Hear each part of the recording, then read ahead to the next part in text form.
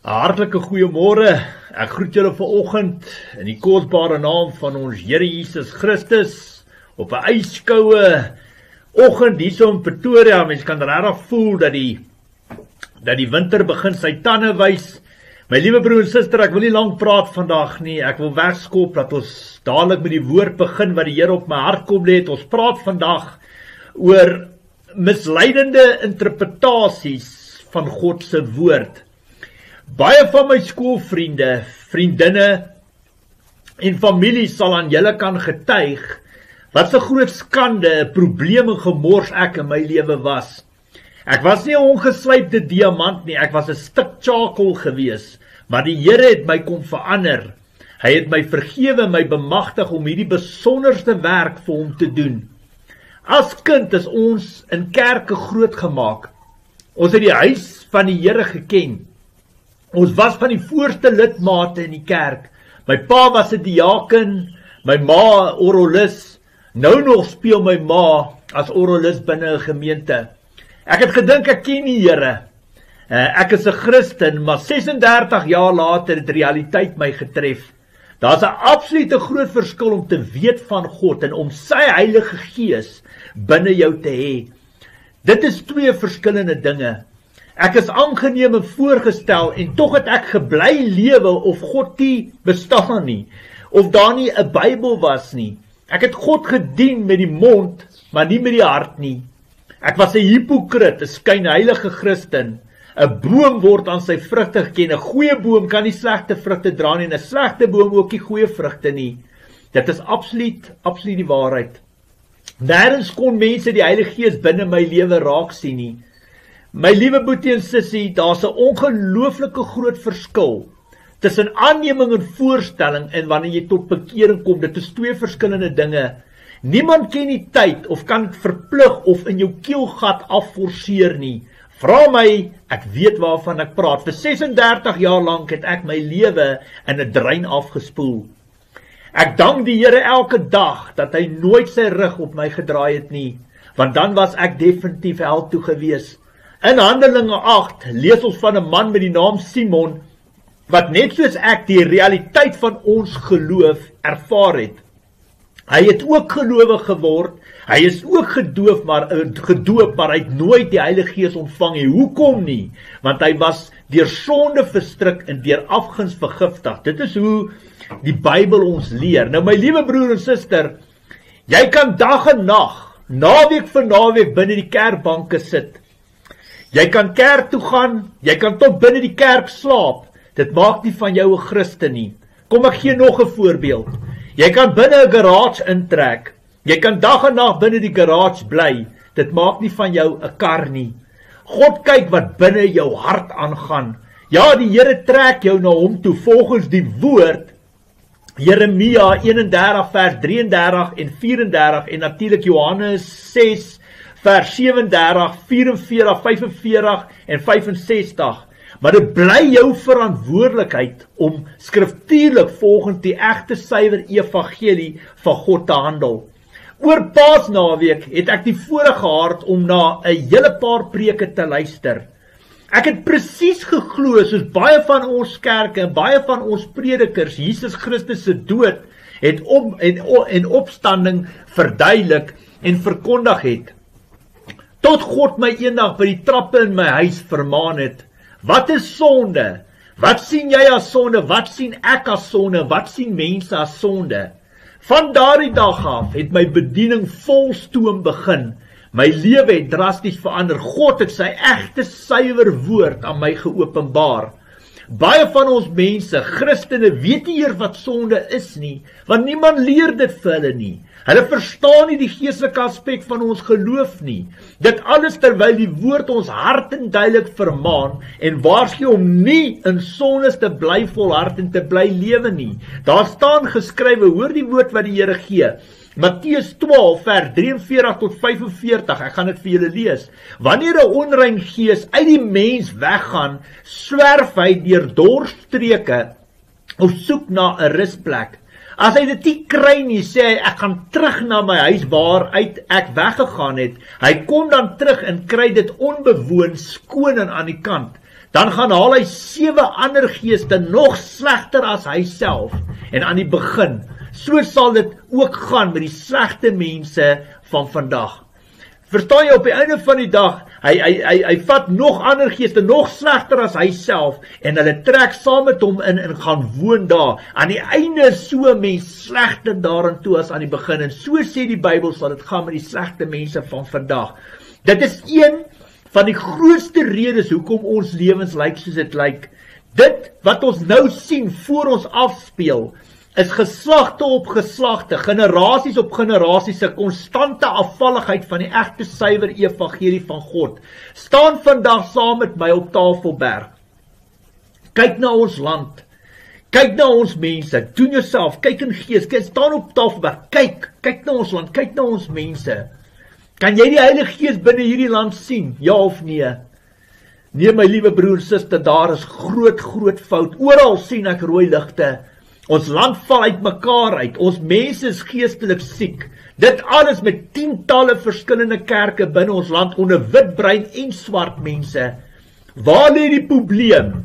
Kom ek wys vir julle. Maak vir jou koppie koffie, maak vir jou koppie tee en luister baie mooi wat die Here vandag op my hart kom lê het. Jesus se grootste vyand was die kerk gewees. Hy het nie 'n gemeente, 'n kerk gehaat nie. Hy het net soos ek en baie ander boodskapper van God buite die kerk, buite die gemeente gewerk. Mense kry seer binne ons kerke, die Satan lag ons kerke uit. Verstaan my vandag baie mooi. Ek val geen kerk of geen geestelike leier aan nie. As ek op julle trap ek op die een liggaam van Christus, die bruid van Jesus, die geestelike volk van God, volgens die woord 1 Korintiërs 12 vers 12 tot 31. Die woord leer vir ons in Matteus 18 vers 15 tot 17, om met mekaar te praat as ons ongelukkig is oor iets. Maar baie van ons geestelike leiers, pastore en dominees, leiers, priesters en profete wil nie luister nie. Hulle is hoogmoedig, eiewys en hardkoppig. Niemand kan hulle iets leer nie, veral nie as jy nie soos hulle geleerd of gekwalifiseerd is nie. Net soos die hoofpriester Kajafas wil hulle nie luister nie. Satan maak hulle geestelik blind en doof vir God se woord. Dis absoluut die waarheid. Daar staan geskrywe, as een blinde ander blinde lei, val albei binne die gat of binne die sloot. En dit is absoluut die waarheid. Daar's baie bloed op julle hande. Ons kerke maak ons eie mense dood volgens die woord 1 Korintiërs 11 vers 30. Alles oor die ongepaste deelname aan die nagmaal. Christene gebruik nagmaal sonder dat daar enige sondeblys of bevryding gedoen word. Jesus het bevryding aan ons kom voorstel, my liewe broers, suster, luister baie mooi. Jesus, die seun van God, die Christus, die Messias, Immanuel, God by ons, hy het bevryding aan ons kom voorstel. Daar's 'n absolute groot verskil tussen sondebelydenis en bevryding. Dit is twee verskillende dinge. Hoor julle wat ek sê? Jou liggaam bestaan uit 'n siel, gees en vlees uit. Vir elke aksie en vlees is daar 'n reaksie op jou siel en gees. Jesus het self demone uit mense uitgedryf. Die 72 in Lukas 10 is deur Jesus bemagtig om demone uit te dryf. Die 12 disippels in Matteus 10 vers 1 is deur Jesus bemagtig om demone uit te dryf. In Johannes 9 vers 1 tot 7 gesels Jesus met die disippels oor bevryding. Hy leer sy disippels hoe bevryding werk en waar die aanslagte vandaan kan kom. Paulus is deur Jesus bemagtig om wonderwerke en bevryding te doen. Een voorbeeld daarvan is in Handelinge 19 vers 11 en 12. Nog 'n voorbeeld is oom Derek Prins, 'n groot gesalfde van God wat reeds die tydelike met die ewigheid verruil het. Hy was deur God bemagtig om demone uit te dryf. Net soos ek, Koert Jordaan, ook deur God bemagtig is om demone uit te dryf. Dit is absoluut skriftuurlik uit die woord van God uit. Die grootste impak en bewys van bevryding kan ons in Lukas 8 vers 26 tot 39 kry. Dit is waar Jesus Legio uit die besetene van Gadara uitdryf binne die varke in.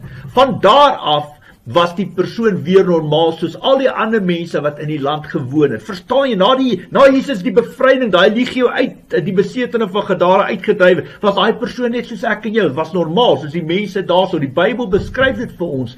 Ook, ons lees natuurlik in Handelinge 19 vers 11 tot 20, van die seuns van Skewa, wat deur 'n demoon oorweldig en geslaan is. Hoekom? Want God het hulle nie bemagtig om die werk vir hom te doen nie. Hoor julle, die Here het hulle nie bemagtig om die werk vir hom te doen nie. Jy moet jou gesag, jou autoriteit uit die hemel uit ontvang, volgens die woord, Johannes 3 vers 27, definitief, jy moet deur God bemagtiging geroep word om hierdie werk te doen. Jy kan nie uit jou eie uitpraat en optree nie, want dan is jy gedoem om tot 'n val te kom, definitief. Vroeg in my bediening, nog so by die vroeë jare, hierdie eerste 2,5 jaar van my bediening, toe ek nog geleer het, was ek eintlik maar vir 2,5 jaar in 'n leerskool. En ek kan onthou eendag toe stuur die Here ons na bevryding toe in Eldorado Park in Johannesburg. En ek sal dit nooit in my lewe vergeet. Die vroeg daai oggend toe sê die Here vir my, ek gaan nie die bevryding doen nie. Ek gaan die persoon wat saam met my werk op daai stadium, daai persoon moet die bevryding op die vrou doen wat ons bedien het in Eldorado Park. En soos dit toe is ons nou deur daar na Eldorado Park Johannesburg toe.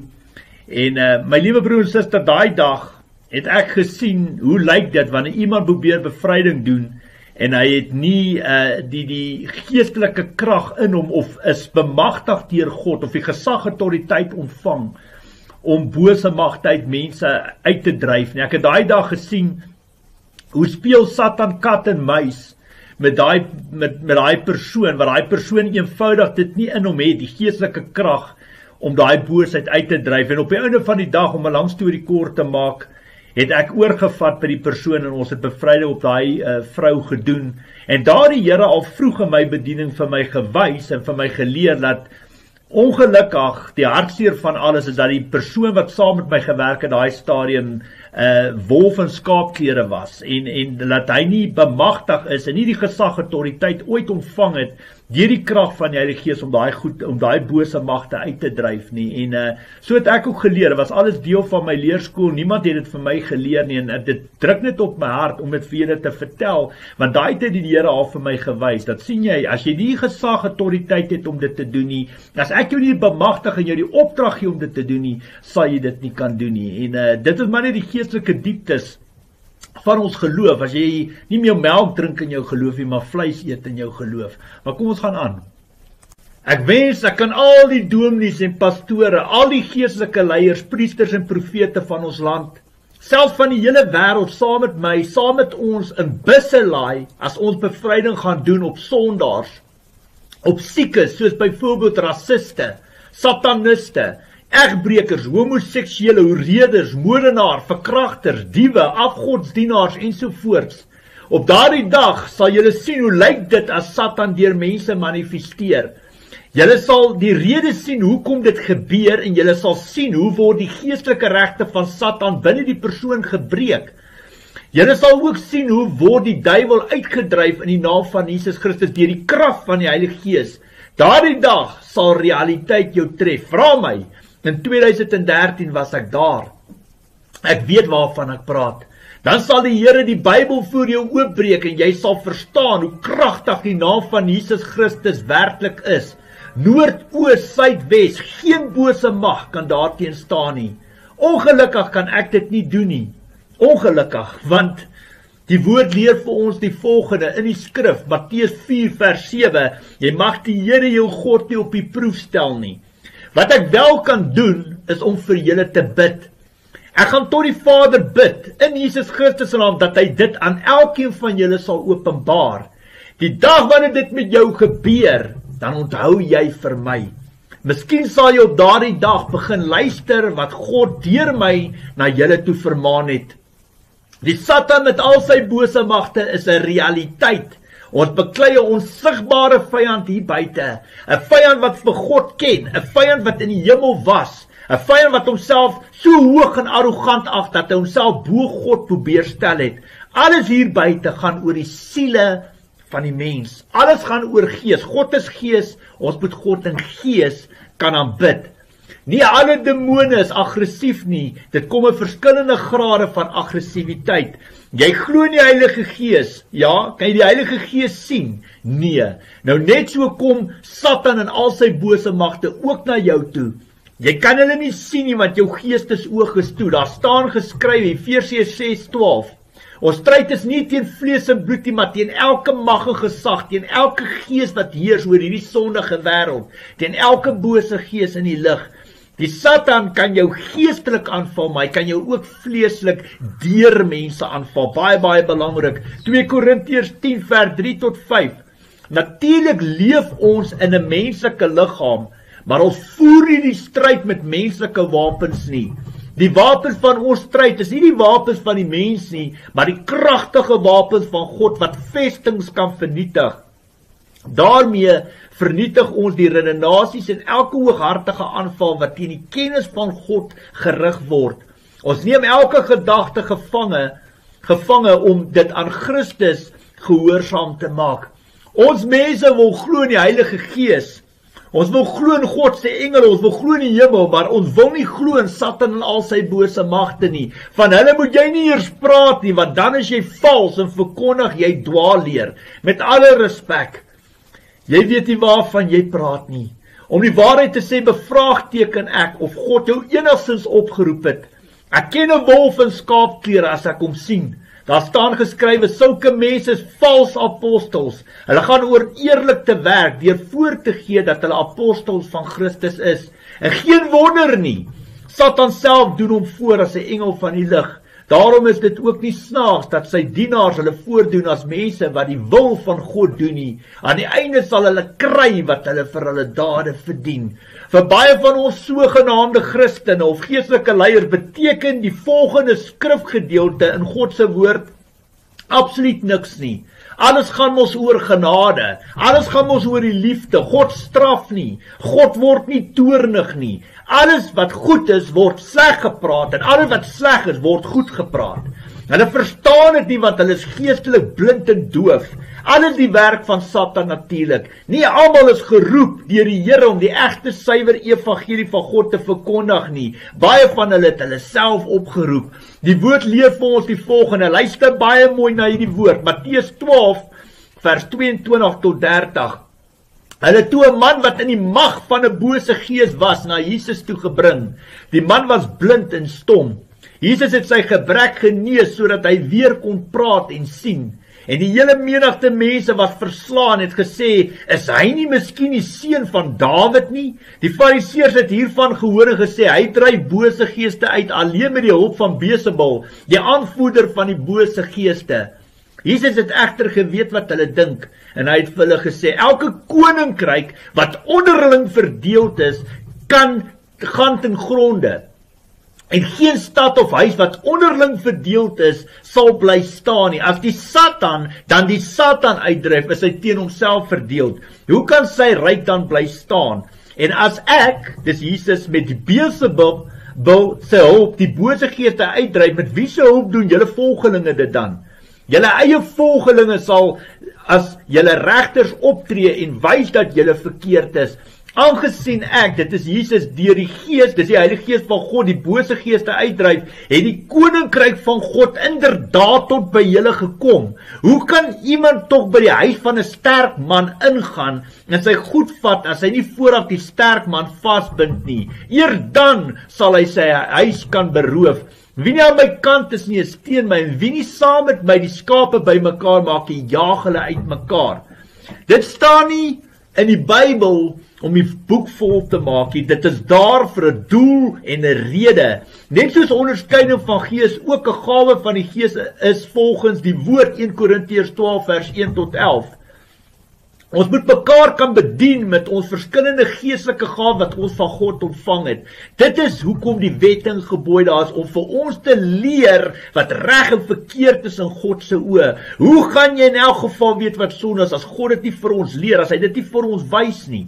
Baie kerke verkondig openlik dat die wet en gebooie van God weggeval het. Volgens hulle kan wette en genade nie mix nie. Alright, ek wil dit weer sê, volgens hulle kan kan wette en genade nie mix nie. Dit kan nie met mekaar opgeweeg word nie. My liewe broer en suster, luister baie mooi, dit is 'n halwe waarheid, 'n leuen uit die put van die hel uit. Hoor die woorde van Jesus, die Seun van God, die Messias, die Christus, Immanuel, God by ons. Hoor wat hy spreek, luister baie mooi. Matteus 5:17 tot 20.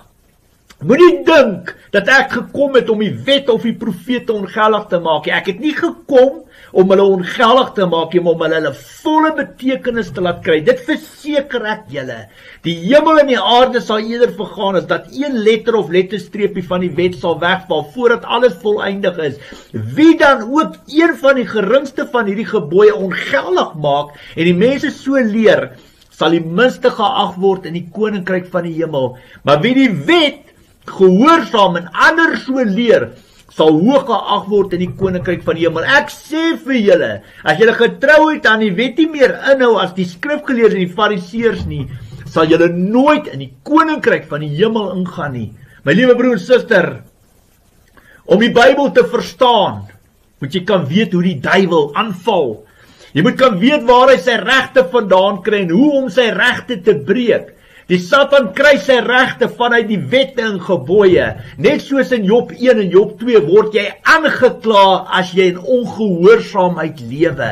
Die Satan gaan kla hel toe. Hy gebruik die wêreld met al sy lekkerny om vir my en vir jou saam met hulle in die hel in te trek.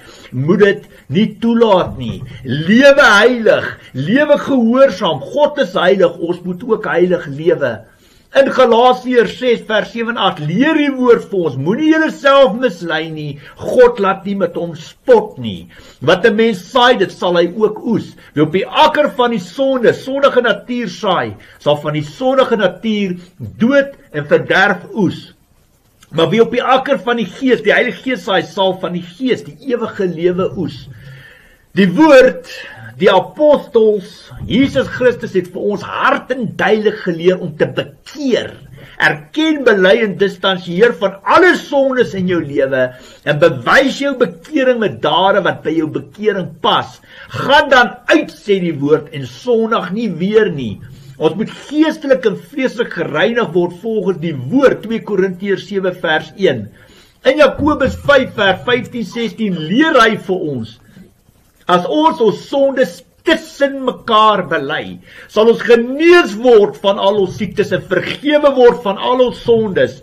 Ons Christene doen dit nie, want dit word nie vir ons geleer binne ons kerke nie. Hoor die woorde van Petrus, luister baie mooi die woorde van Petrus, daar staan geskrywe, 2 Petrus 3 vers 14 tot 16.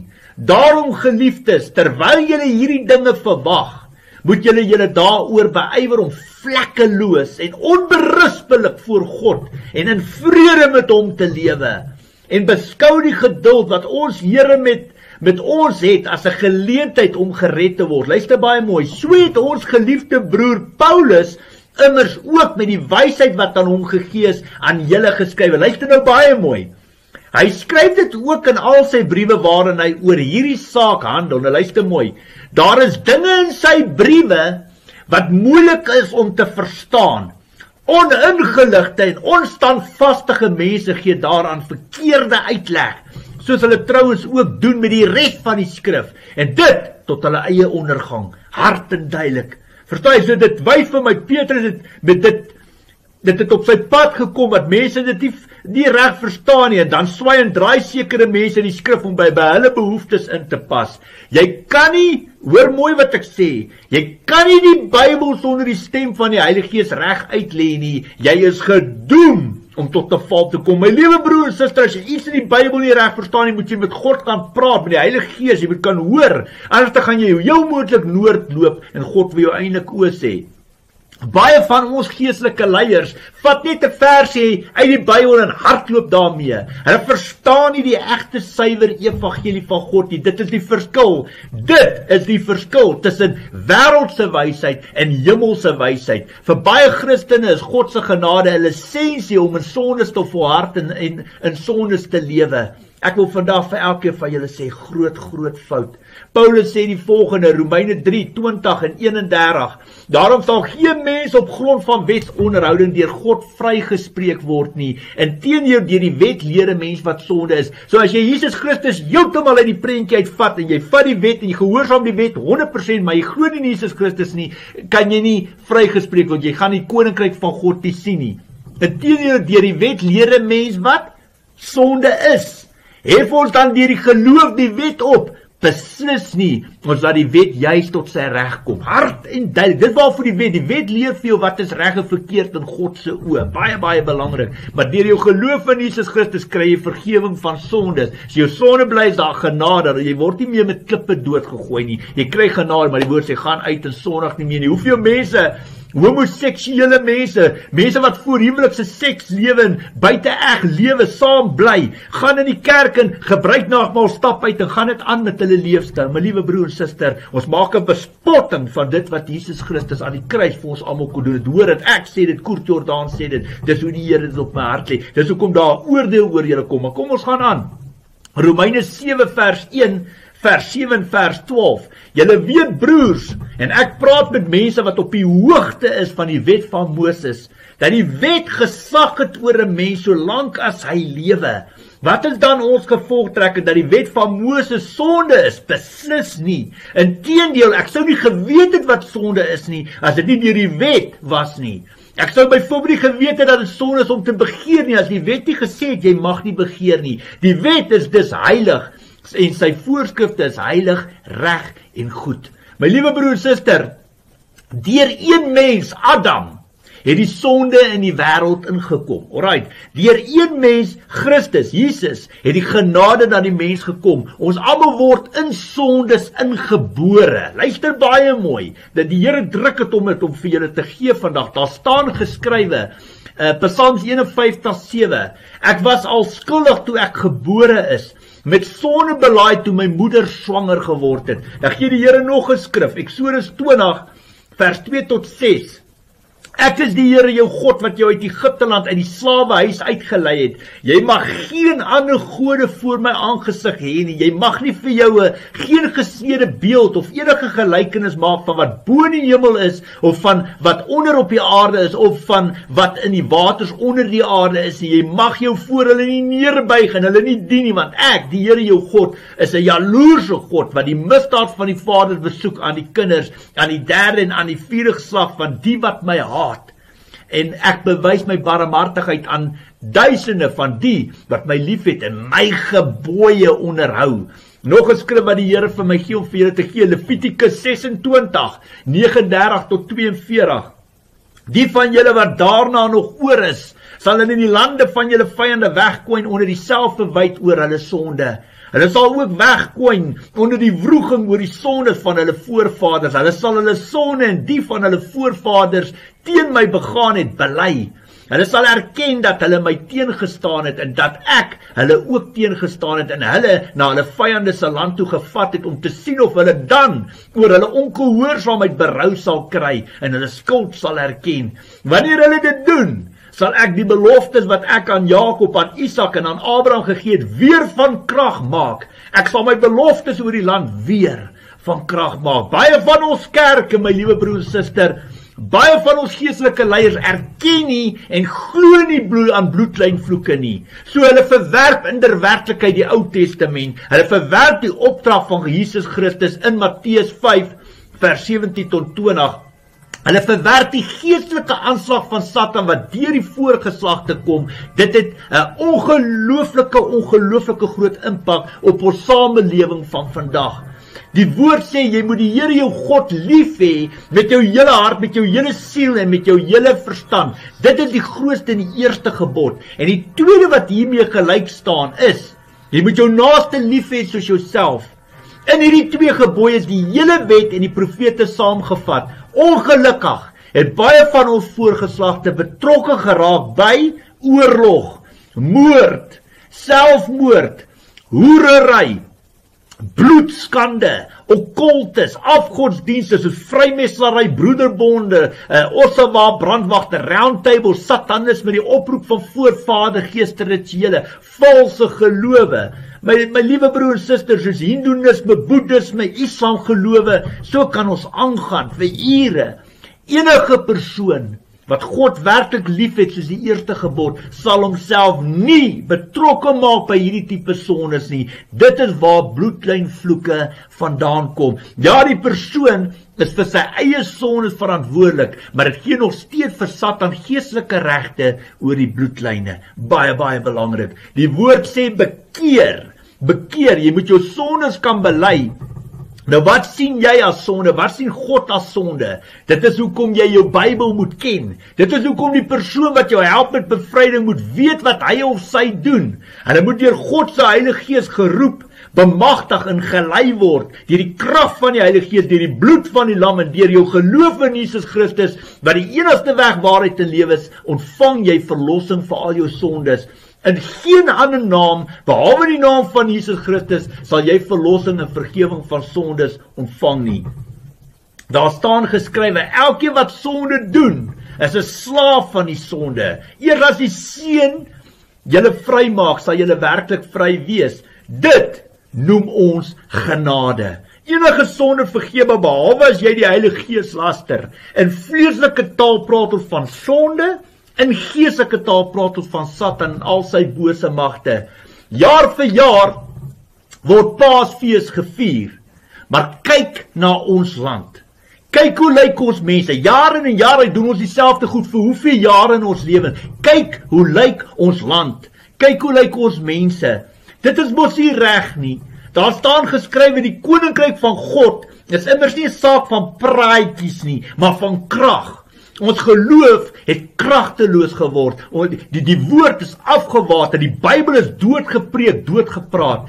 Dit het soos 'n godsdienstige ritueel geword. Die woord sê julle is so wit geverfde grafte, wat van buite mooi lyk, maar daar binne vol doodsbene en allerhande onsuiwerheid is. So is julle ook. Van buite lyk julle vir mense vroom, maar van binne is julle vol huigelary en minagting van die wet. Hart en duidelik. Sport het vir ons mense belangriker as God geword. Ek wil dit weer sê, luister mooi. Sport het vir ons mense belangriker as God geword. Ons kinders het vir ons afgode geword. Jou kinders behoort aan die Here, nie aan jou nie. Gaan lees bietjie Matteus 18 vers 1 tot 10. Wat sê God oor die afvalligheid van kinders? Kom ons vat 'n voorbeeld, soos byvoorbeeld rugby. Dag en nag is dit net rugby. Jesus was nog eers behoorlik uit die graf uit nie, toe speel ons weer rugby. Ons mense se prioriteite is nie reg nie. Op ons Sabbatdae word daar rugby gespeel. Op Paasnaweek word daar rugby gespeel. Ons kry eenvoudig net nie genoeg nie. Niks bevredig ons behoeftes meer nie. Daar's absoluut geen respek vir God of vir sy woord nie. 'n jong dame sê vir my, maar oom, hierdie toernooie word al lankal voor die tyd beplan. Die organiseerders kan nie volgens elke geloofsinstansie in Suid-Afrika beplan of organiseer nie. Dit is maar deel van die lewe. My liewe broer, suster, weet jy wanneer word sulke tipe mense eendag wakker? Weet jy wanneer word hulle wakker? Die dag as hulle op hulle sterfbed lê, dan besef hulle hoe stupid hulle was, dat hulle nooit die regte God in hulle lewens aanbid, gedien en gehoorsaam het nie. Baie mense dien God met die mond, maar nie met die hart nie. Môre pleeg hulle kinders selfmoord, of 'n geliefde kom in 'n groot motorongeluk, of daar is ernstige noodlottige siekte oor die huisgesin, of bankrotskap, of werkloosheid, of moord, diefstal en verkrachtings ensovoorts.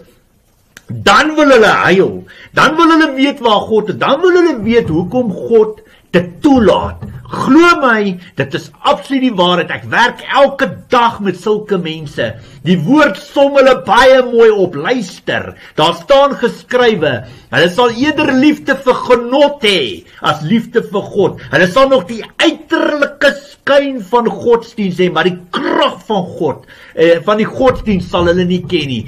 Bly weg van sulke mense af. 2 Timoteus 3 vers 4 en 5. So as jy wil dobbel met God se genade en van Jesus se kruisdood 'n bespotting maak en maak of hy bestaan of hy lewe nie. En dit is net sportdagge, kry vir jou. Jy dobbel, jy's op jou eie. Ek was my hande in onskuld. Die woord sê Matteus 6:24, niemand kan vir twee baase tegelyk werk nie. Hy sal of die een minder ag en die ander een hoor, of vir die een meer oor hê en die ander een afskeep.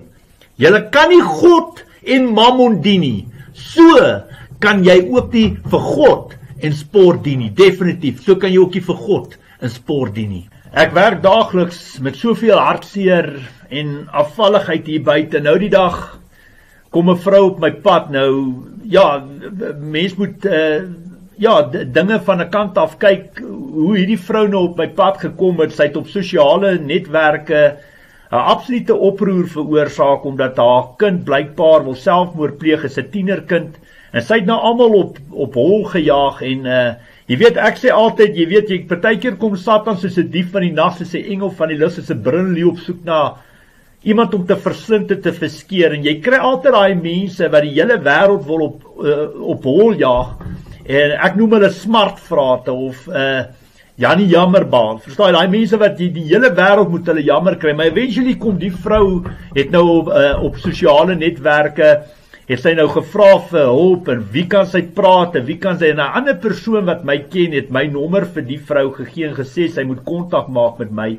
En toe die vrou eventually nou met my kontak maak, toe stuur sy vir my e-pos met haar telefoonnommer, en ek stuur vir haar boodskap terug, en ek sê vir haar, ek moet met jou kan gesels, wanneer is dit geskiklik, werk jy, wanneer gaan dit jou pas? En sy sê nee, sy kan nie nou met my praat, sy sal terugkom na my toe. Nou haar dogter is 'n tienerdogter wat wil selfmoord pleeg, en die meisiekind het nou al grondpad geloop vandat sy gebore is. Dit klink of die dogter in elk geval 'n buiteegtelike kind is, so daar's 'n vloek oor die kind vir buiteegtelike kind, maar die kind is nou al van verkrachtings deur tot dwelms, tot slegte boyfriends, en sy het op die einde van die dag nog swanger ook geword. Maar in die e-pos waar daar niks gesê of dit 'n seentjie of 'n dogtertjie is nie, en of hulle die kind geaborteer het op die einde van die dag, wat outomaties moord in die bloedlyne ook toestaan en toelaat. Nou outomaties, vandat ek met die vrou gepraat het, probeer kontak maak, en 3 weke, 4 weke later kom die vrou eers weer op my pad, en toe wil sy weer gehelp word. Nou wat outomaties gebeur het, die dogter het heel moontlik uit daai gat uitgekom, en toe het hulle nou besluit, hulle gaan nou nie meer bekommerd wees oor die kind nie, nou gaat hulle aan, en toe sy nou weer 3 weke, 4 weke later, toe met my kontak maak en op my pad kom, toe is die kind natuurlik weer eens in daai gat. Nou my liewe broer en suster, ek het ook kinders, ek het 2 seuns, en ek wil vandag vir jou sê, as jou kind wil selfmoord pleeg, gaan jy nie 3-4 weke wag voor jy hulp soek. Ek gaan uit my pad uitgaan, om die beste hulp te kry wat daar is, en dit is natuurlik Jesus Christus, maar baie mense hardloop hospitale toe, baie mense hardloop na predikante en domies toe, maar jy sal uit jou pad uitgaan, om jou kind te probeer help en bystaan. Nou, die kind, weet die Here het baie dinge aan my geopenbaar oor hierdie kind, dat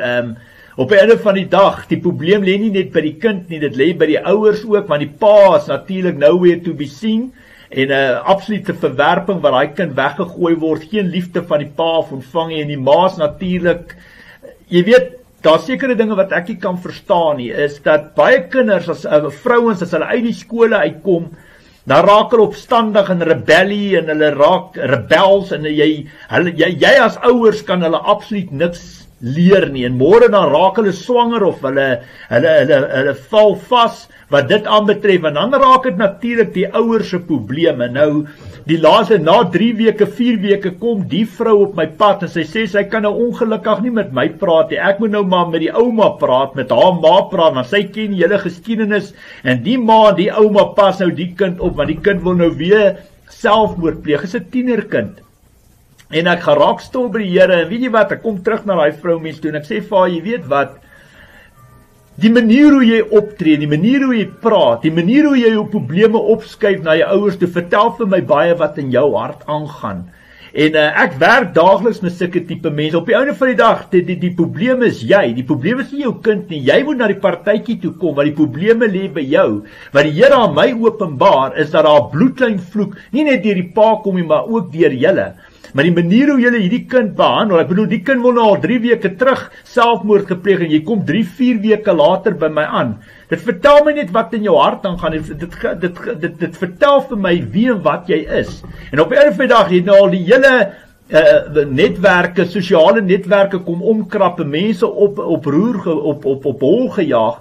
En weet jy wat, as 'n mens hulp gee en jou hand uitsteek, dan raak jy net weg. Nou weet jy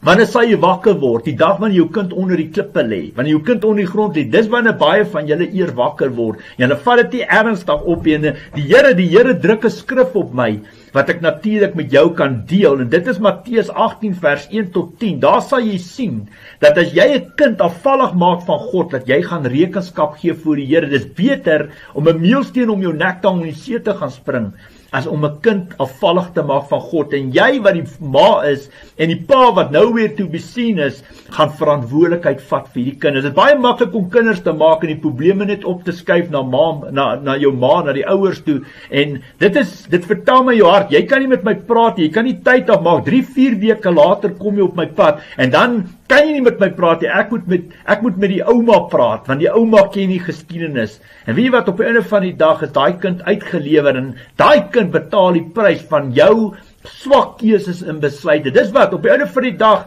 jy het keuses en besluite gemaak sonder die Here, en op die einde van die dag betaal jou kind die prys daarvoor. En dit is ongelukkig, my liewe broer en suster, waarmee ek daagliks werk. Mense wat wil kom kat en muis met jou speel, wat nie die erns van die saak verstaan nie, maar die dag wanneer die kind onder die klippe lê, dan wil hulle moan en groan en hulle wil wonder, hoekom laat die Here toegaan? Hoe kan die Here dit toestaan? Dan is die Here nou natuurlik die vark in die verhaal, maar toe jy die besluite gemaak het, was dit sonder die Here gedoen.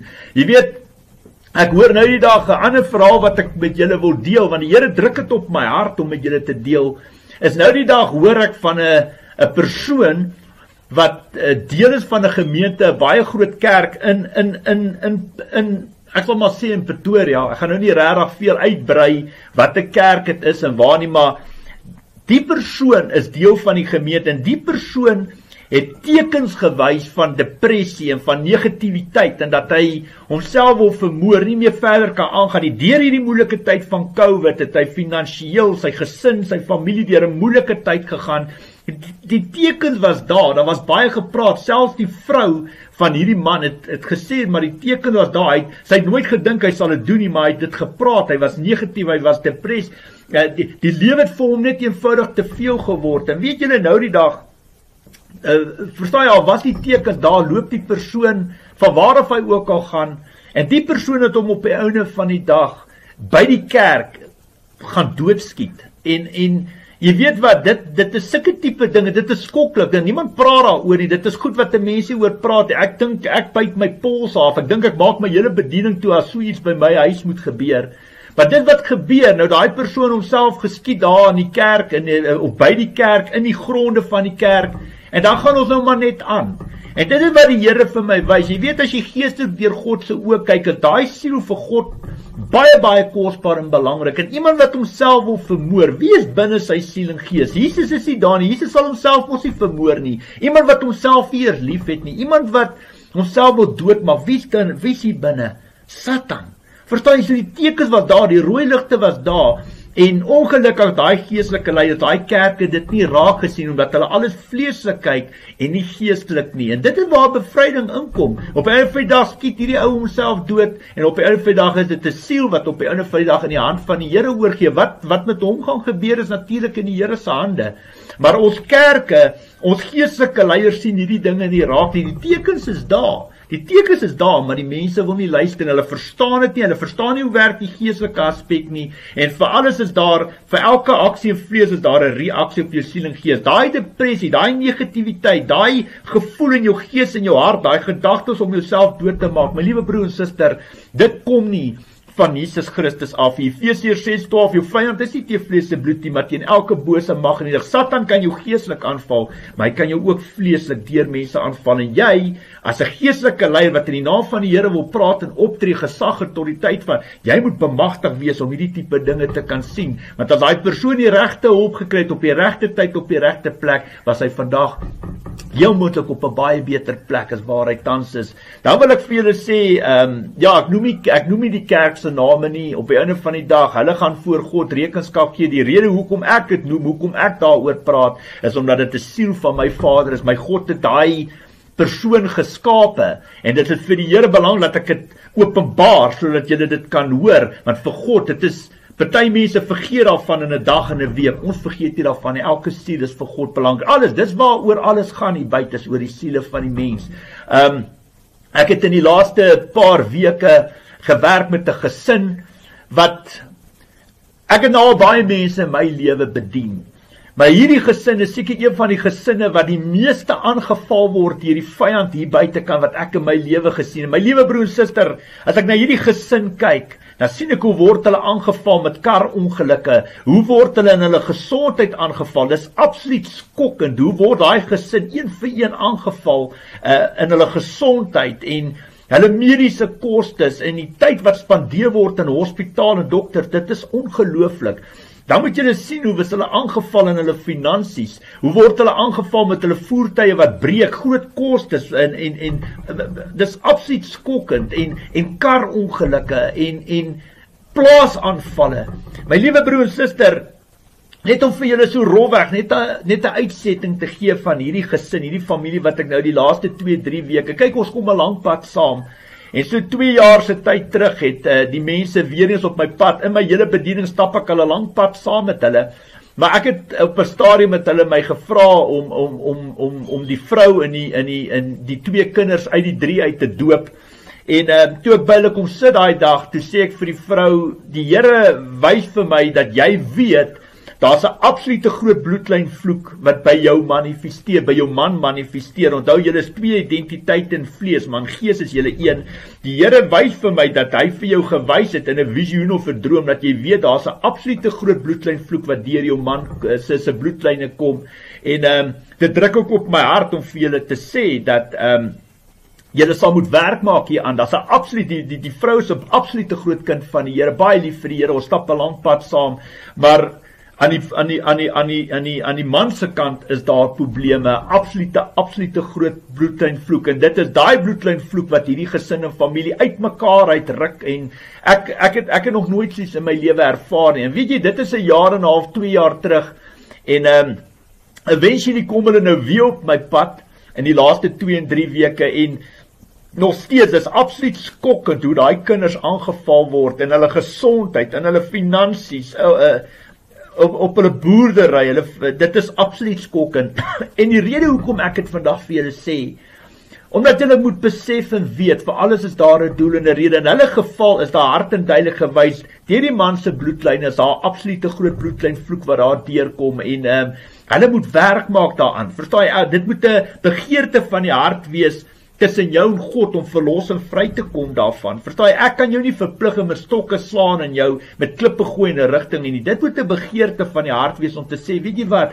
Ek wil in suiwerheid en heiligheid voor God staan. Ek wil nie 'n bloedlynvloeke, geestelike regte wat hierdie bloedlyne kom oor my lewe nie. Ek wil nie klippe en gewigte op my skouer dra van wat in die verlede is gebeur. Ja, elke persoon is verantwoordelik vir sy eie sonde, maar dit gaan oor die gees, dit gaan oor die geestelike aspekte wat 'n absolute groot rol speel, en ek sien dit ook in hierdie mense se lewens, en op die einde van die dag, elke knie sal buig, elke tong sal bely, en elke persoon moet verantwoordelikheid vat, maar ek wil julle net, ek sê dit vir julle, sodat julle kan besef en weet, wat 'n impak 'n bloedlynvloek op 'n gesin, op 'n familie het, soos ek dit ook nou met die dogter wat vir selfmoord pleeg, daai gesin wat op my pad kom, wat die Here vir my gewys het, daar's 'n absoluut groot bloedlynvloek, wat deur die pa se kant kom, maar ook met die ma. Daai kind is 'n buiteegtelike kind, en die kind is verkrag, en die kind is misbruik, en dwelms, en drank, en slegte verhoudings met aggressiewe vriende wat sy ontmoet het, boyfriends wat aggressief is, en mishandel, en abuse met woorde, en met hande. My liewe broer en suster, ou moet partykeer die rooi ligte kan sien, dit help jy gaan wakker word as die kind onder die klippe lê nie, verstaan jy? En dit is wat ek ook vir hierdie vrou en haar gesin sê, wat deur hierdie absolute groot aanslag van bloedlynvloeke kom, en ek deel dit met julle, omdat die Here juist vir my op my hart gedruk het, om dit met julle te deel, dat julle kan sien waarmee ons werk. Ek kry nou die dag 'n jong meisiekind, nog 'n jong getroude meisiekind, en sy kom op my pad, sy sê vir my, oom, ek is so de mekaar hier buite, ek sê vir haar, wat is die probleem? Sy sê vir my, weet jy wat, as ons kyk na varkvleis, die eet van varkvleis in die Bybel.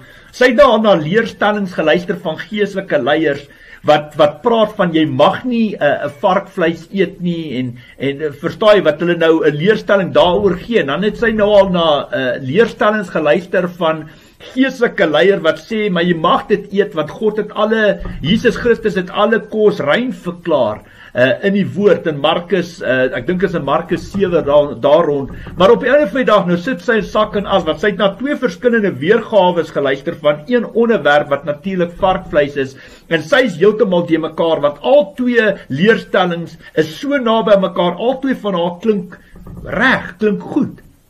En ek sê vir haar, ek het, jy weet die Here druk het op my hart, om vir haar te sê, maar weet jy wat, dit is hoekom die woord, die Bybel ook sê, dat my skape sal die herder se stem kan hoor. Verstaan jy, dit staan nie in die Bybel, om die boek vol te maak nie. Verstaan jy, jy moet met die Here, met God, 'n verhouding kan hê, 'n gemeenskaplike verhouding. Ons dien 'n lewendige, almagtige, allerheilige, alomteenwoordige God. Ons dien nie 'n klip nie. En dis wat belangrik is, dis waar baie Christene, my liewe broer en suster, ek is amper 9 jaar in bediening. Dit waar die grootste foute in ons Christene se lewens lê. Ek kom by baie mense wat by my kom, as hulle lief vir die Here, hulle ken hulle Bybels, hulle bid vir die Here, en sê vir hulle, maak in jou gees, maak jou oë toe, bid in gees, vra vir God in gees 'n vraag, in gees moet jy 'n antwoord van die Here af kan ontvang. Baie mense sê is 'n gedagte, baie mense sê is 'n stem binne hulle gees en hulle hart, en baie mense kan dit nie doen, en sê hulle vir my, Koert, maar ons het nie daai verhouding met God nie, en dis waar die probleem lê. Dis waar groot, massiewe probleme in ons kerke lê. Ons mense loop blindelings, heel moontlik noord, en eintlik wil God ons oos, en dit is so 'n jong meisiekind, wat lief is vir die Here, haar lewe lê oop, dan sit sy op sak en as, sy weet nie wat sy kan doen nie, sy weet nie wat is reg en verkeerd, en ek sê vir haar, dit waar die probleem lê, en jy moet op die einde van die dag vir die Here kan gaan bid en sê, Here, hierdie dominee of hierdie pastoor of hierdie profeet sê dit en dit en dit, hierdie ene sê dit en dit, Here, wat is die waar, wat is die pad wat ek moet volg? Dan moet jy in gees in jou hart met die Here verhouding hê. Dit is belangrik, God sal vir jou wys. Ek bedoel, die Bybel is die lamp vir jou voete en die lig vir jou pad, maar God sê ook, my skape sal die herder se stem kan hoor. En as jy met die Here tyd spandeer, in jou gees en jou hart met God praat, sal hy natuurlik die waarheid openbaar en jy sal weet die pad wat jy moet stap. En dit is waar baie van ons natuurlik, baie van ons Christene, baie van ons mense, ons mensdom hier buite, 'n absolute tekort het in hulle gees en hulle hart. Hulle is geestelik arm. Jy weet om Derek Prins, hy het nou al klaar die tydelike met die ewigheid verhou, maar daai oom het altyd gesê dat deliverance is for the desperate. Verstaan jy, as jy desperate, jy moet onthou, nader jy kom aan Jesus Christus, hoe meer sal jy aangeval word. En dis absoluut die waarheid. Deliverance is for the desperate. Moenie jou tyd mors met mense wat nie wil verander nie, mense wat nie wil luister nie. My liewe broer en suster, dis absoluut die waarheid. Daar is baie verskille, skeiding en dwaalleer binne ons geloof en binne ons kerke. Dit kan een van 2 redes wees, luister baie mooi. Of een van ons luister nie na die stem van die Heilige Gees nie, of ek en jy dien nie dieselfde God nie. Die kalf word van die koring geskei deur die stem van God. Die woord sê, my skape sal die herder se stem kan hoor. Dit staan in die Bybel om die boek vol te maak, en nie almal wat vir my sê, Here, Here, sal in die koninkryk van God ingaan nie, maar net hy, wat die wil doen van my Vader wat in die hemel is. Ja, maar Koert, Jesus het die misdadiger aan die kruis vergewe. Jesus het gesê, vandag nog sal jy saam met my in die paradys wees. Sy genade is vir my genoeg. Weet jy hoekom Jesus dit vir die misdadiger kon gesê het? Weet jy hoekom? Het jy al ooit vir God, vir Vader, vir God gevra? Kom ek gee vir jou die antwoord. Jesus het onbeperkte gawes van die Gees, van die Heilige Gees af ontvang. Hy kon sondes vergewe, hy kon demone uitdryf en hy kon besluit wie hemel toe gaan en wie nie. Hy was die Messias, die Christus, die Seun van die allerheilige God, Immanuel, God by ons. Vir hom was en is niks onmoontlik nie. Ons kry ons gawes, ons opdragte van die Heilige Gees af, volgens 1 Korintiërs 12 vers 1 tot 11. Ons moet mekaar kan bedien met ons geestelike gawes. Moenie met jou broek op jou knie gevang word nie. Die Satan is baie slinks. Hy kom soos 'n dief in die nag, soos 'n engel van die lig, soos 'n brullende leeu, op soek na iemand om te verslind en te verskeer. Wees opreg soos duwe, versigtig soos slange, wees waaksaam teen die bose aanvalle van Satan. Jy sal nooit weet wat die waarheid is as jy nie met God kan praat nie. Jy moet die stem van die Heilige Gees binne jou hart kan hoor. In gees moet jy met God kan praat, dit is so belangrik. Jy moet sy opdragte en bepalings kan gehoorsaam. Die Bybel is jou fondament, jou riglyn en jou kompas om die ewige lewe te kan behaal. Doen God nou wonderwerke en tekens? Natuurlik, beslis. Hy is gister, vandag, môre altyd dieselfde. God bly in beheer, goed of sleg. God het altyd die laaste sê, hy is nie 'n verloder nie. Baie, baie belangrik. God doen nog steeds wonderwerk. Dis hoekom ons partykeer bid sonder dat 'n persoon bevryding gedoen het. Of sonder bid ons en die Here doen nog steeds wonderwerke wat die Here daai persoon genees en aanraak. Hy doen dit nog steeds. Hy's gister, vandag, môre altyd dieselfde. Ek luister, my liewe broer en suster, skus ek praat baie, maar ek is amper klaar. Ek luister na nog 'n preek hier oor Paasnaweek. Volgens hierdie geestelike leier straf God nie glad nie. Volgens hom sal die finale dag van oordeel eers plaasvind as Jesus weer kom. So volgens hom straf God glad nie. God is liefde, God is genade, God straf nie, God kan nie toornig word nie. Jesus het al ons sondes op hom geneem, hy het in ons plek gesterwe. Foute maak ons almal, maar vir almal is daar genade. My liewe broer en suster, luister vandag baie mooi na wat ek vir julle gaan verduidelik. Luister baie mooi. As jy deur God se oë na hierdie wêreld kyk, as daar twee geestelike koninkryke wat lynreg teenoor mekaar staan. God en Jesus se koninkryk en Satan en die anti-kris se koninkryk. Alles hier buite gaan oor die siele van die mens. Daar is 'n groot geveg aan die werk vir oorwinning tussen die twee koninkryke. God kan ons nie beskerm as ons buite die riglyne en bepalings van sy woord lewe nie. God kan ons nie beskerm as ons buite ons gesag autoriteit optree nie. God kan ons ook nie beskerm as ons self onder sy beskermingsvlerk uitbeweeg nie. In Job 1 en Job 2 kan jy lees hoe Satan God se kinders aankla en regte ophys in die hemel. Die genade troon van God is ook daar vir ons om genade te ontvang vir ons sondes. Maar jy kan nie in sondes wil lewe en dink God gaan jou nie straf nie. Natuurlik gaan hy jou straf. Natuurlik gaan hy vir Satan regte gee om jou aan te val. God het nie witbroodjies nie. God is nie 'n aannemer van 'n persoon nie. Net omdat jy sê jy is 'n Christen beteken glad nie dat God jou kan sal kies nie. God is 'n regverdige God, 'n regverdige regter. As God nie straf nie, waar kom siektes dan vandaan? Waar kom moorde, verkrachtings, diefstal, verdrukking ensovoorts dan vandaan? Hoekom onttrek God sy seun, sy vrug aan hand van beskerming oor al ons kerke en lidmate tydens die COVID-19 epidemie? Satan het geestelike regte oor ons land en ons mense, want die Bybel word verdraai en geswaai om by menslike behoeftes in te pas. Nee, Koert, alles gaan oor genade. Jesus het klaar die prys betaal. My liewe broer en suster, as ek dit moet glo, kan ons al die Bybels in hierdie land, in hierdie wêreld op een hoop gooi en aan die brand steek, want ons almal gaan hemel toe. So ek kan 'n satanis, 'n homoseksuele, 'n reder, 'n egbreker, 'n moordenaar, 'n verkragter, 'n dief, 'n afgoddienaar ensovoorts wees. As ek in Jesus Christus glo, gaan ek hemel toe. Hoe absurd. Hoe absurd. Onthou, Satan glo ook in Jesus Christus. Hy weet ook dat Jesus die seun van God is. Maak dit dat hy hemel toe gaan? Beslis nie. Jy sal die koninkryk van God nie sien nie. Die woord sê hard en duidelik, gaan uit en sondig nie meer nie. Moenie opsetlik in sondes bly lewe nie. Daar staan geskrywe, die Here gee die skrifte wie om vir my te gee, dat ek dit lees vir julle. 1 Korintiërs 5 vers 9 tot 13. In die vorige brief het ek aan julle geskryf om nie met mense om te gaan wat in onsedelikheid leef nie. Daarmee het ek glad nie die onsedelikes en die geldgieriges en bedrieërs of afgodsdienaar van hierdie wêreld bedoel nie, want om hulle te vermy, sou julle uit die wêreld moes pad gee. Wat ek geskryf het was dat julle nie moet omgaan met iemand wat homself 'n gelowige noem, maar wat onsedelik of geldgierig of 'n afgodsdienaar of 'n kwaadprater of 'n dronkaard of 'n bedrieër is nie. Met so iemand moet julle nie eers saam eet nie. Per slot van rekening is dit nie vir my om mense buite die gemeente te oordeel nie. God sal oor hulle oordeel. Maar julle moet oor julle eie mense oordeel. Verwyder die slegte mense onder julle uit. Alright, dit is sulke goed wat ons mense nie inneem, ons verstaan nie. Ons wil nie, as jy begin tig teregwys vir man, as jy vals, of jy oordeel, of jy dink jy is beter, of jy's hoogmoedig, en al die tipe dinge, hier gee die woord vir jou, verwyder die sagte mense onder julle uit. Galasiërs 5 vers 19 tot 21 gee die Here ook vir julle.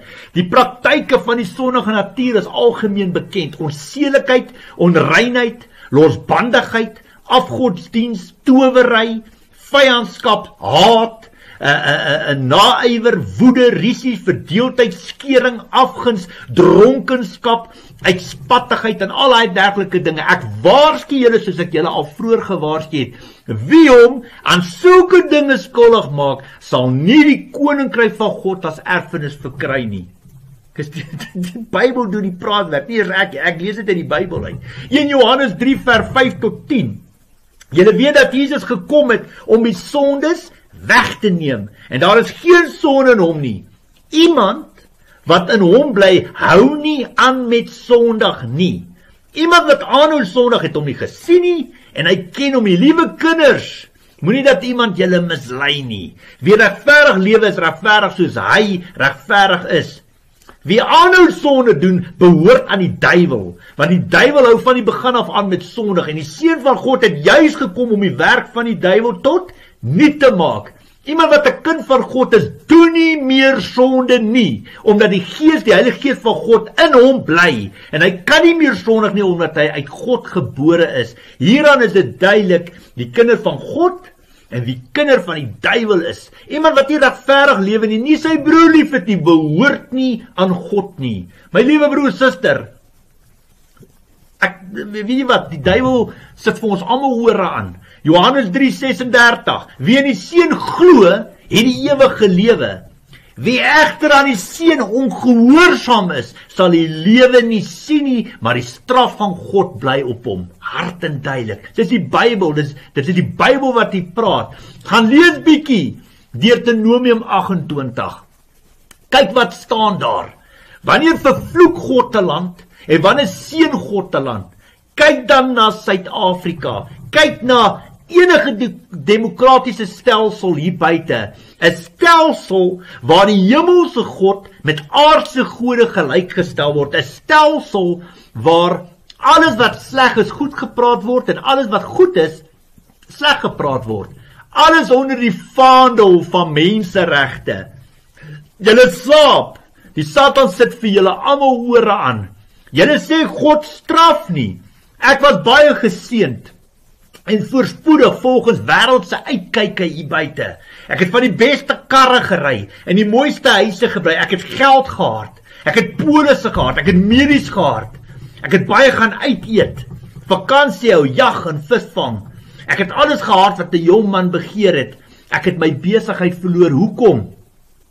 Want ek het rondgehoer, egbreek gepleeg, gesuip, geld onder die tafel gemaak, dwelms gebruik, pornografie gekyk ensovoorts. Ek was rassisties. Ek het ander mense gehaat en hulle soos honde behandel. Ek het my vrou en my kinders nie waardeer nie. Ek het gevloek soos 'n matroos.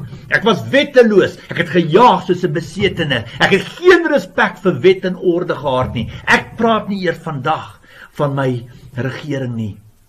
Ek het nooit by Sabbatdag geheilig nie. Geld was my God. Ek was 'n skande van 'n Christen. Ek het my God se naam in oneer gebring. God het mense gebruik en mense toegelaat om my tot 'n val te bring. Dit was my eie dwaase keuse en besluite gewees. Ek kan nie vir God kwaad wees daaroor nie. Terwyl dit met my goed gaan, sou ek nie bekeer het nie. Ek sou in die hel beland het. God laat vir Satan toe om my tot 'n val te bring, omdat hy vir my lief is. Dit is hoekom God straf. Dit is hoekom hy dit toelaat.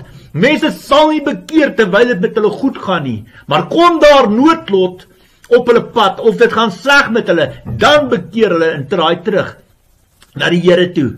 Kyk na jou Bybel. Lees jou Bybel. God het volke en nasies op hulle knieë gebring deur oorlog, hongersnood, verdrukking en pes. God sê byvoorbeeld, hy sal ons beskerm van enige siektes. Hy sal ons bewaar. Nou hoekom bewaar God ons nie? Hoekom sterf tientalle Christene elke dag aan kanker, COVID, AIDS ensovoort binne ons hospitale? Kyk hoe word ons verkrag. Kyk hoe word ons vermoor, verdruk, besteel, gehaat. Julle weet nie waarvan julle praat nie. Ons dien die grootste God in die hele wye wêreld, maar kyk hoe lyk ons land, kyk hoe lyk ons mense. Oom Angus Baggins sê 80% van hierdie land is almal Christene, maar nie almal is commit nie, en dit is absoluut die waarheid. Kyk die droogtes in die Kaap, kyk die verspoelings in KwaZulu-Natal, kyk al die brande, al die natuurrampe soos tornado's, haal, koue en bonatuurlike hitte. God praat met ons, maar die mense wil nie luister nie. Kyk hoe lewe ons, kyk hoe hoer ons rond, kyk al die homoseksualiteit, kyk al die egskeidings, kyk al die afgodsdienste en valse gelowe, kyk al die Sabbatdag onheiliging, kyk al die diefstal, verkrachtings, moorde, kyk al die aborsies, kyk al die haat. So kan ek aangaan vir ure. Dink julle God is trots op ons? Nee, my liewe broer en suster, die profeet Jesaja het die mensdom goed en reg opgesom. Daar staan geskrywe, hoor die woord van Jesaja. Hy het ons almal, hy het die mensdom goed en reg opgesom. Gaan na hierdie volk toe en sê vir hulle, julle sal hoor en tog niks verstaan nie. En kyk en tog niks sien nie. Hierdie volk se verstand is afgestomp. Hulle het hulle ore toegedruk, hulle oë toegemaak, sodat hulle nie met hulle oë kan sien en met hulle ore kan hoor en met hulle verstand verstaan en hulle bekeer en ek hulle gesond maak nie. Die groot probleem is, ons mense wil God speel, dis die probleem. Ons wil God se werk vir hom doen. Die eie ek moet in beheer wees. Ons word verkragt, vermoor, besteel, verdruk, gehaat, vervloek ensovoort. Deur wie weet ons almal? Maar niemand vra hoekom God dit toelaat nie. Tientalle mense het hulle lewens verloor in KwaZulu-Natal. Baie mense het alles verloor. Niemand vra God hoekom hy dit toelaat nie. Daar is droogtes in die Kaap. Niemand vra hoekom God dit toelaat nie. Ons wil eerder self God speel. Ons wil eerder self duisende rande spandeer op kos en verblyf en water ensovoorts. Baie mense, my liewe broers, dit is absoluut waar. Baie mense soek jou geld. Hulle soek nie Jesus Christus nie. Hoekom sal God hierdie ramp oor KwaZulu-Natal toelaat en dan net weer van sy eie kinders se finansies gebruik om dit weer reg te maak en op die been te bring? Dit klink mos nie reg nie, man. Dit klink mos nie soos ons God nie. Ons God is 'n God van orde, wette, reëls en gehoorsaamheid. Hy's nie 'n God van wanorde, wetteloosheid en ongehoorsaamheid nie. Vir alles is daar 'n doel en 'n rede.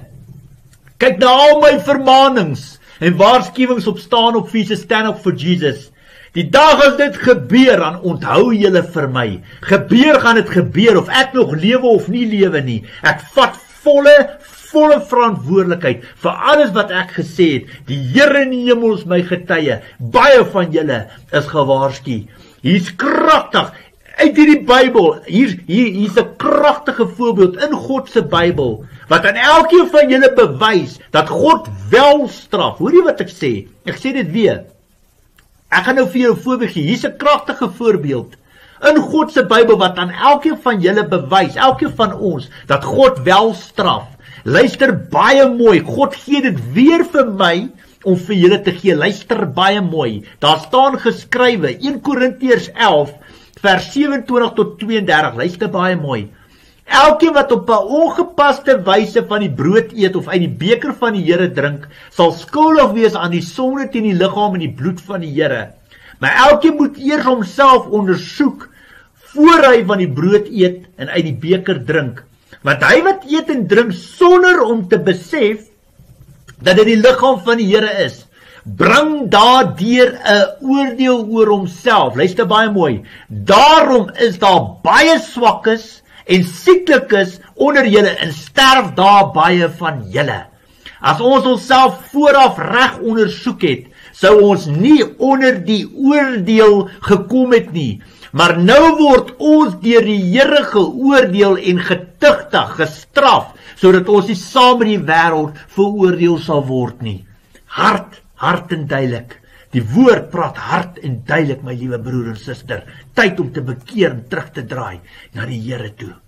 Ondersoek jou hart. Dis wat die woord van God sê. My liewe broer en suster, ek vergelyk vandag my liggaam, jou liggaam, ons liggame, met 'n glas. Nou ek wil vir julle wys, die Here druk dit op my hart om vandag vir julle dit so te verduidelik. Baie van ons, as ons in die lewe inkom, word ons in sondes ingebore, volgens Psalms 51 vers 7 en Exodus 20 vers 2 tot 6.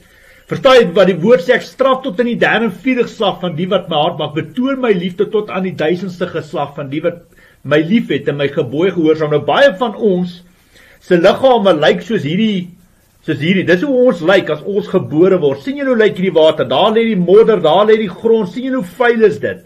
Nou, wat outomaties gebeur, die dag as jy tot bekend, dis hoe jou lewe lyk, jy word in sondes ingebore met allerlei bloedlyn vloeke, en dan outomaties as jy nou ouer word en begin jou eie foute maak en in sondes lewe, nie God se woord gehoorsaam nie, dan sapel hierdie modderwater word nou al meer en meer, nee, tot jy die dag nou, baie van ons het tot bekering gekom. Nou as jy tot bekering kom, dan ontvang jy die Heilige Gees. Nou die Heilige Gees is skoon lewende water, wat natuurlik in hierdie glas, in jou liggaam is nou hierdie glas ingegooi, daar ontvang jy die Heilige Gees. Nou baie van ons het die Heilige Gees ontvang, maar ons het nooit bevryding voor, of tydens wat jy die Heilige Gees ontvang, dan moet daar sondebelydenis doen en bevryding gedoen word, sodat jy in suiwerheid en heiligheid kan kom, soos hierdie glas. Nou soos jy die Heilige Gees ontvang, nou ontvang jy Heilige Gees, nou moet jy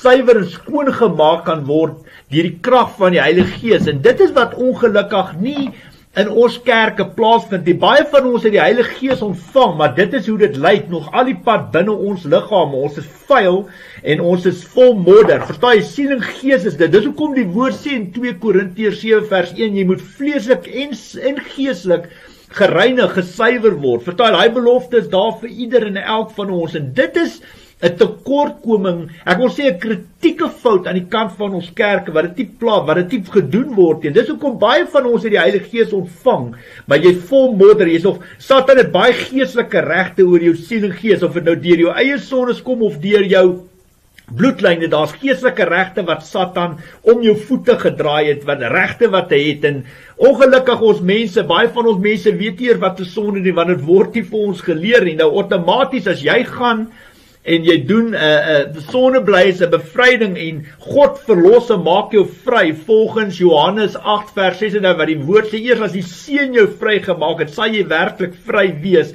Dan op die einde van die dag, as jy ordentlik bevryding ontvang het, en jou siel, gees en vlees is suiwer, dan moet jou liggaam so lyk. Dit is hoe dit moet lyk.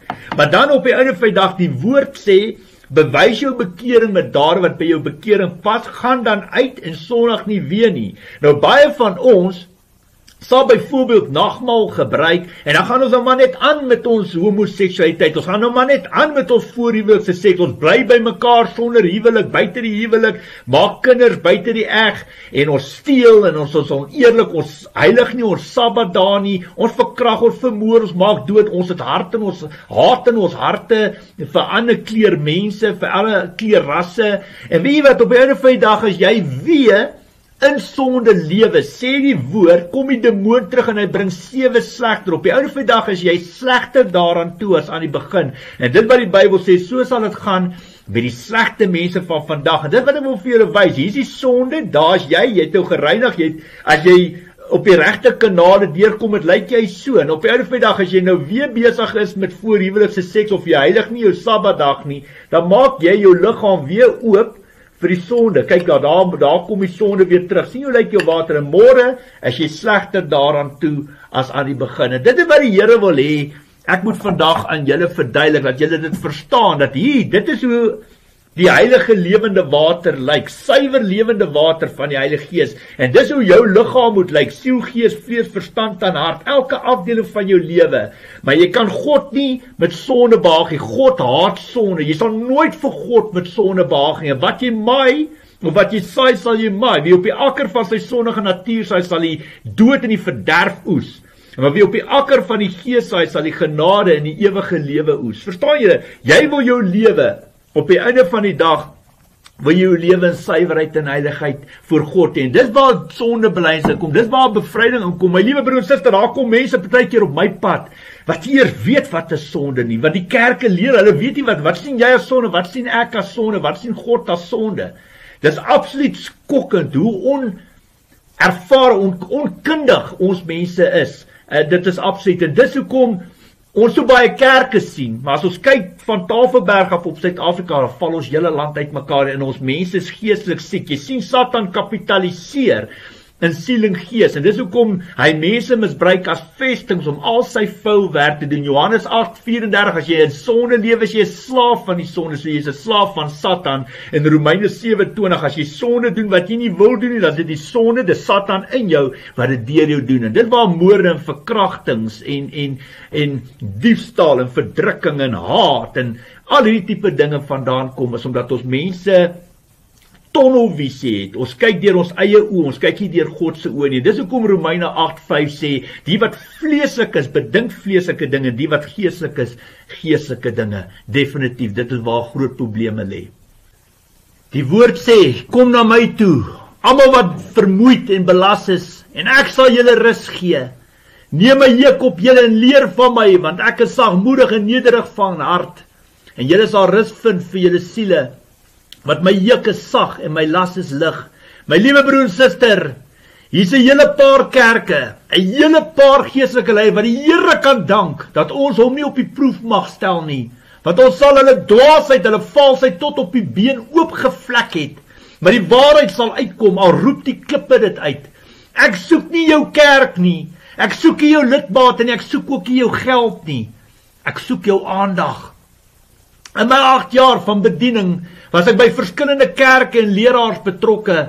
Vra vir enige een van hulle of ek geld gevat of aanvaar het by hulle. Vra vir hulle of ek gepreek het. Vra vir hulle of ek enige van hulle lidmate beïnvloed het. So ware God in die hemel is, my hande is skoon. Ek skuld niemand niks nie. My hart was nog altyd opreg. My bedoelings was goed gewees.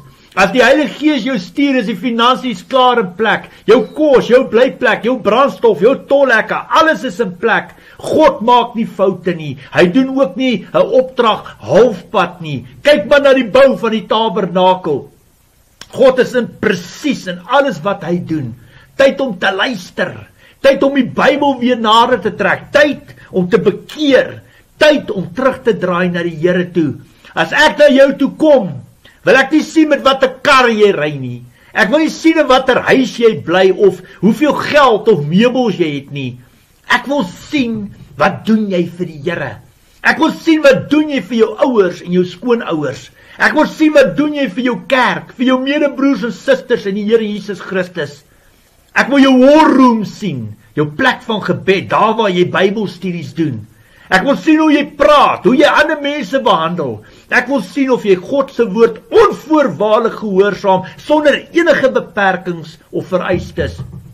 Ek wil sien of jy jou regering respekteer, al het jy hulle nie vir hulle gestem nie. Dit is wie ek is. Dit is waarvoor ek kyk. Baie geestelike leiers is beroep en het hulle eie kerke, kry groot salarisse en bonusse, word daagliks ondersteun deur duisende gemeentelede ensovoorts. Vir elkeen van hulle het ek die wêreldse respek. Hoor julle wat ek vandag sê? Ek praat hard, ek is op die man af, maar ek het vir hulle die wêreldse respek. God het my bemagtig om my bedieningswerk op Facebook, Telegram, WhatsApp en YouTube te doen. Soos Jesus, Petrus, Paulus en Johannes en Jakobus, is ek deel van die buiteperde in die lewe. Die wêreld sal my haat, want ek is nie meer deel van die wêreld nie. My werk is om te praat of mense luister of nie. Alles wat uit my mond uitkom, moet ek met die woord van God kan staaf en bevestig. Die Here word verheerlik en dit is al wat saak maak. Sonder kwalifikasies of wêreldse papiere kan ek in elk geval nie doop, trou, preek of begrawe nie. Maar soos Angus Bagan altyd sê, we went to the school of life, die skool van die lewe, en dit is absoluut die waarheid.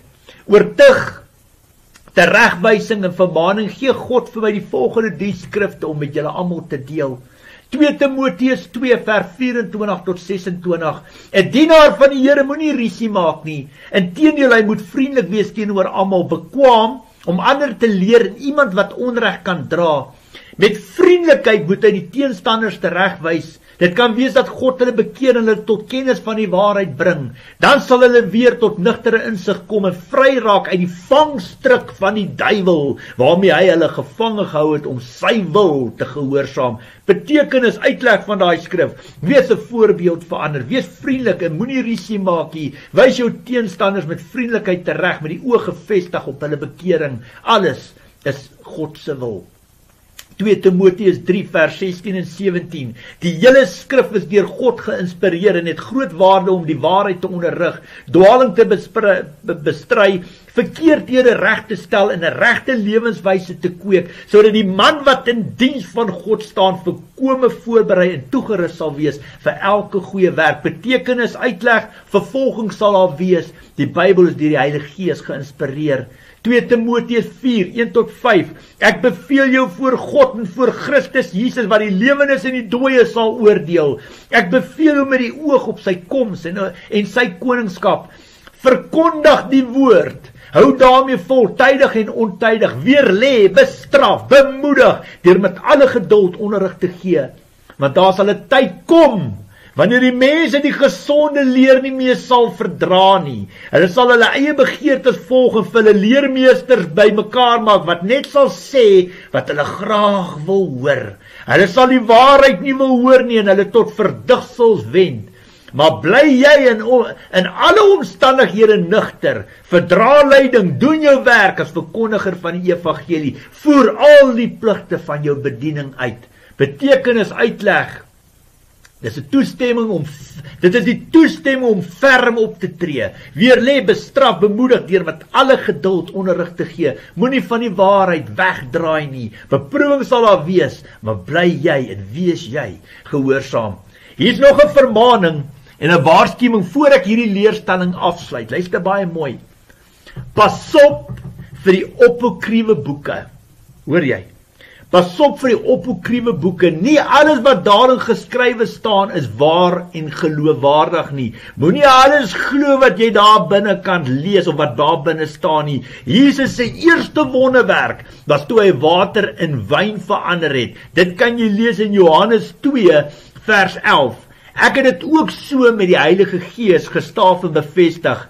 Bly by die oorspronklike woord en riglyne van die Hebreëus en die Griekse vertalings. Dit is die egte suiwer woord van God. Moenie van die Bybel afdwaal nie. Na Jesus die Heilige Gees ontvang het God hom bemagtig om wonderwerke te doen. Daar's 'n doel en 'n rede hoekom God dit so laat gebeur het. My liewe broer en suster, baie dankie vir die voorreg om hierdie woord te bring. Dit het sterk op my hart gebring. Mag die Here in jou hart werk. My liewe broer en suster, dit is nie vir ons om God of Messias te speel nie. Ek kan God nie voorsê om aanjaag of my wil op hom afdwing nie. Maar ons kan in die voetspore stap wat Jesus Christus vir ons openbaar, en ons kan ons kruise optel, en ons kan loop, en as jy nie jou kruis optel nie, gaan daai einste kruis jou verpletter. Almal van ons moet ons kruise kan optel, na onsself kyk en die pad begin stap vir die koninkryk van God. Mag die Here hierdie woord seën. Mag die Here elke saadkorrel wat in jou hart geval het, behoed, bewaar, beskerm, kunsmisse water gooi, en daai lande inoes.